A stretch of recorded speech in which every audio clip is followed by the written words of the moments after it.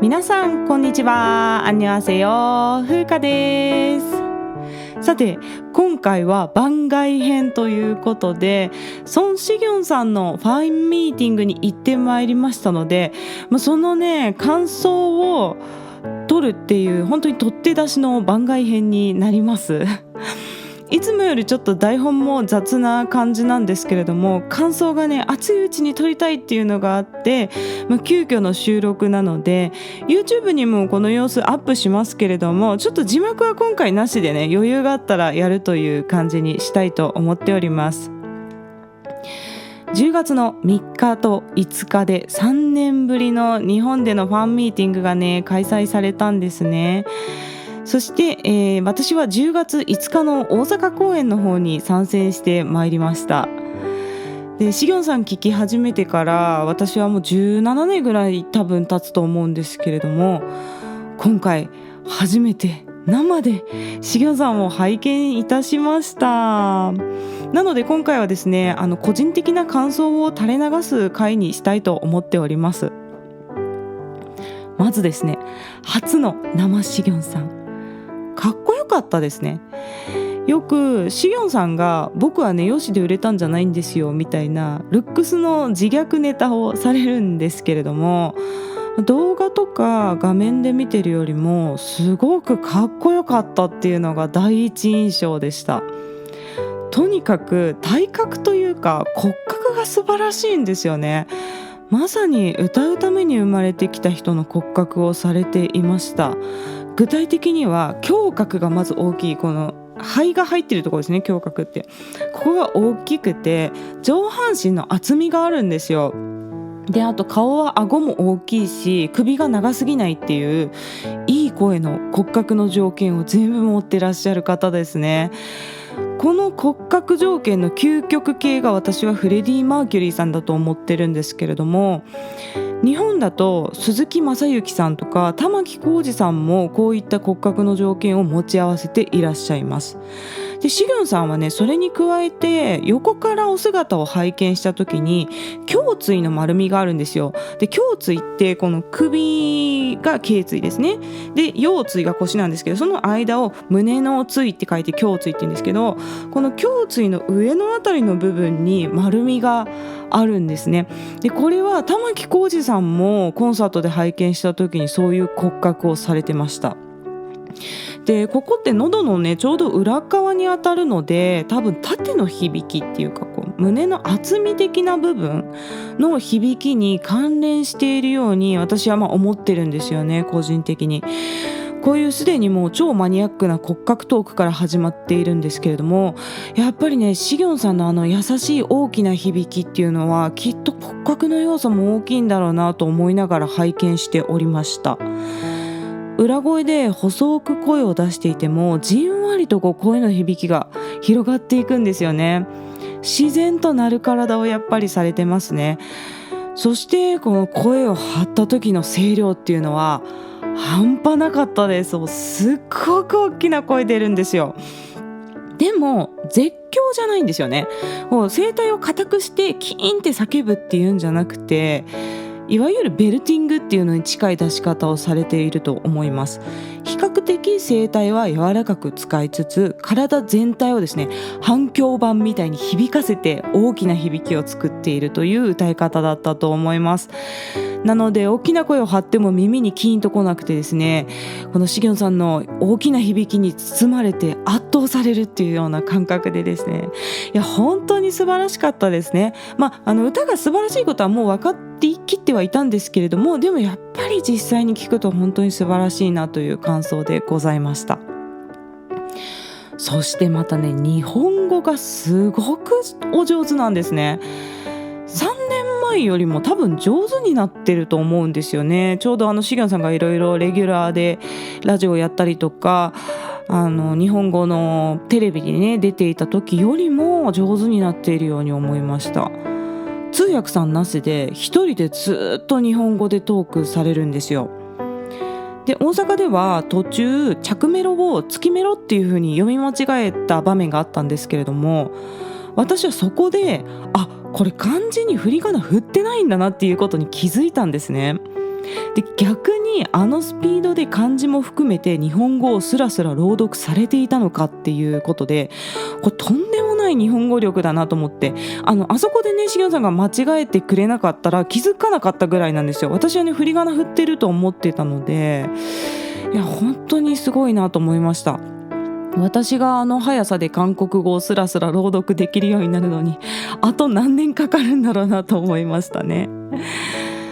そしてあと個人的に驚いたのは言葉の抑揚の部分なんですよ。日本語の抑揚がとても自然になっていました。言語ってそれぞれの言語において抑揚っていうのがあるんですよね。ベースとなるメロディーラインみたいなものがあって、なので韓国人の話す日本語っていうのは韓国語の抑揚がどうしてもベースになるので、みんな似た感じになるんですよね。例えば日本人はとかこういう感じのトーンで喋る韓国の方多いと思うんですけれども、これは多分イルボンニンっていう日本人っていう言葉が多分そういうトーンだから、韓国語の中でですね。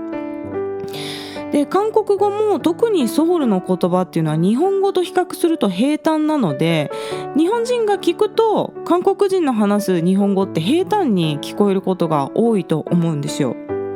でこれ逆の立場になると、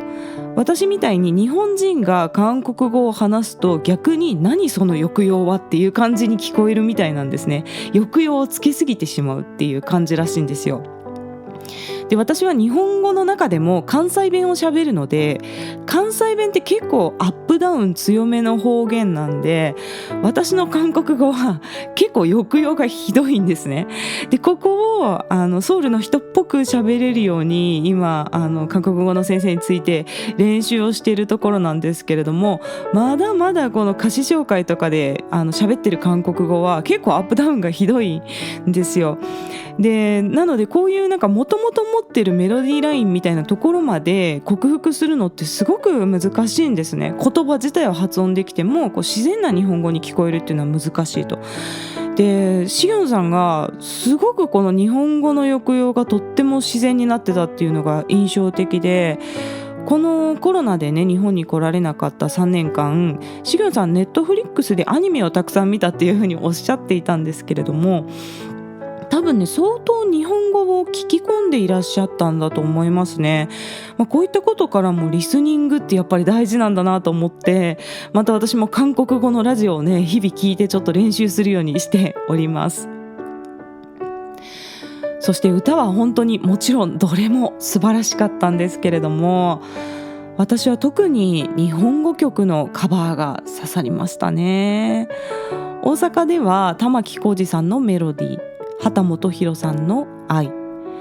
斉藤和義さんの歌うたいのバラッドを歌ってくださったんですが、まずね選曲が私にとっては神選曲でした。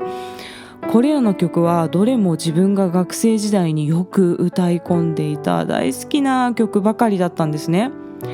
特に畑基博さんの選曲が鱗でもひまわりの約束でもなくて愛っていうのがしびれました。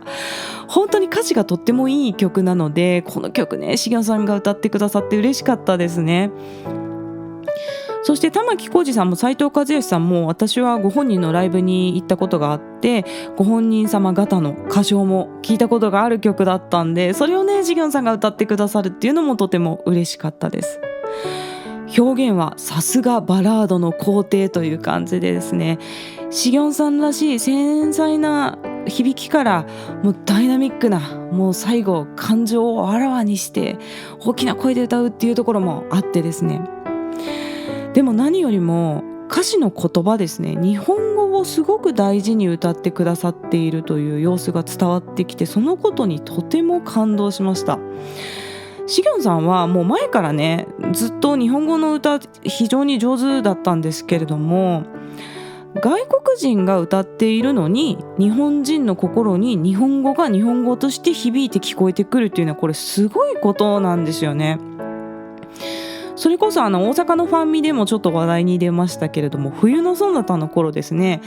第一次韓流ブームは約20年弱ぐらい前になりますが、この頃本当に爆発的な韓流ブームというのがあって、その中で何人もの韓国人の歌手の方が日本デビューしてですね、日本語バージョンのオリジナル楽曲というのを発表していたんですよ。でも残念ながらその多くは音としては日本語を発音しているけれども、ちょっと聞いても情景が浮かばないっていうような楽曲が正直多かったんですね。これがいわゆるアイドルの方々が歌う K-POP みたいに音数が多くてビートがたくさん入っていてノリが良くて踊れるような曲っていうのは、曲における歌詞の比重がそこまで大きくないので、多少ちょっと日本語が不自然だったとしても問題なく聴けてしまうんですけれども、バラードは歌詞とメロディーが命じゃないですか。なので歌詞の世界観が言葉としてしっかり伝わらないと、やっぱその曲の魅力っていうのは半減っていうか、もう聴く人の心にやっぱ届かなくなってしまうっていうところがあるんですよね。で、私みたいなマニアックな人間はですね、韓国語歌詞を理解しよう、この人の歌をもっと聴いてみようっていう風になるんですけれども、多くの人はそれなら日本にもいい歌手他にいっぱいいるし、日本の歌手のバラード聴けばいいじゃんって多分なってしまうと思うんですよ。で、私みたいなマニアックなファンだけでは多分コンサートの収益性という面で日本での活動をしていくのが難しくなっていく、そして撤退してしまうっていう方がね、多く見受けられたんですよね。で、私はもちろんシギョンさんはもう本当に大好きな歌手の一人なんですけれども、韓国バラードっていう世界を愛している人間なので、他にもいろいろ好きな歌手の方はいてですね、韓国ではとっても有名で実力のある歌手が日本に進出したはいいけれども、最初ねドラマや OST とか、あとは韓流ブームのヒットで乗って活動できていたけれども、徐々にチケットが売れなくなっちゃって結局撤退してしまうっていうケースを結構何度も見てきているんですよね。で、特にバラードを得意とする歌手っていうのはこういうケースが多いですね。自分が大好きな歌手がせっかく来日してくれたのに、もうガラガラの客席でパフォーマンスしてるっていう様子を見るのは、悲しいですよね。近くで見れるのはいいんですけど、でもお客さんとして行ってて、絶対このコンサートもう赤字だよな、もうきっと来てくれないだろうなって思ってて、そうすると撤退しちゃうと。で、こういうのはねやっぱ心苦しいんですよ。それくらいバラードのジャンルで継続して外国人が日本で活動するっていうのはすごく難しいことなんですよね。シギョンさんはファンミの中でもっと日本で成功したいんですよっていう目標をね掲げていらっしゃったんですが、私からすると3年ぶりの来日であれだけの客席を東京と大阪の2都市で埋めていらっしゃるっていう時点でもうすごいと思うんですよ。